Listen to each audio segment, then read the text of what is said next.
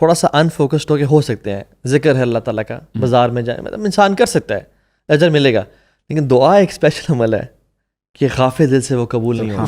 اس کی وجہ یہ میں بتاتا ہوں. ایک چیز ہے تھوڑی سی اسٹیبلش کرنی پڑتی ہے. فار ایگزامپل سورہ فاتحہ پڑھتے ہیں جس میں اللہ نے دعویٰ کیا پہلے الحمدللہ رب العالمین کہ میں جو ہے تمام تعریفیں کس کے لیے, میرے لیے.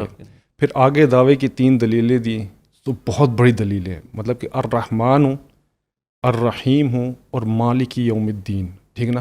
اب یہ جب 3 چیزیں اسٹیبلش ہو جاتی ہیں کہ رحمان بھی اللہ ہے, مطلب ایکسٹینسولی اس دنیا میں سب کی سننے والا. ابلیس کا کھانا نہیں بند کیا. سب سے پہلی دعا کس کی بلا قبول ہوئی بتائیں مجھے؟ ابلیس کی دعا. مجھے وقت دیں. ابلیس کی دعا کہ اللہ گیو می ریسپائٹ. کس چیز کی ریسپائٹ؟ میں آپ کے بندوں کو گمراہ کروں گا. ٹھیک ہے چلے جاؤ. دوسری دعا آدم علیہ السلام کی. تو یہاں سے پتہ چلتا ہے اللہ رحمان ہے. پھر رحیم ہے. رحیم مطلب انٹینسولی کہ قیامت کرو صرف مسلمانوں کے لیے. پھر اس کا مالک یوم الدین. اب یہ جب 3 چیزیں اسٹیبلش ہو گئیں, آپ کا توحید پکا ہو گیا.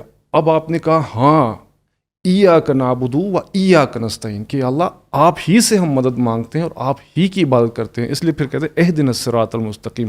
تو یہ چیزیں جو شروع میں اسٹیبلش جب ہو جاتی ہیں, پھر جب آپ دعا کرتے ہیں آپ کو توحید کمپلیٹ ہو جاتا ہے اور آپ کو پتہ چل گیا کہ اس استعانت جو ہے صرف اور صرف کس سے؟ اللہ سے. صرف اللہ سے.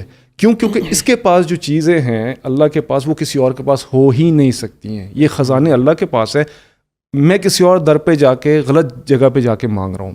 جو آپ جو کہنے کا مقصد یہ ہے کہ جو دعا مانگنے کا طریقہ ہے وہ اللہ کی حمد و ثنا بیان کرنا ہے, اور اس کے بعد چونکہ تو سورہ فاتحہ ہے لیکن جنرلی اس کے بعد اللہ کے نبی پہ درود پڑھنا ہے, کیونکہ حدیث میں آتا ہے دعا معلق ہو جاتی ہے, اوور کرتی ہے جب تک اللہ کے نبی پہ درود نہ پڑھا جائے. اس نے دعا مانگی نا تو درود نہیں بھیجا, اللہ کے نبی نے فرمایا عاجل ھذا, اس نے نا جلدی مچائی ہے, تو حمد و ثنا کے ساتھ مجھ پہ درود بھی بھیجو. اور پھر ایٹیکیٹس میں یہ بھی آتا ہے سبحان اللہ کہ انسان اپنی عاجزی اور انکساری بیان کرے کہ یا اللہ, یعنی جو تضرع و خفیہ.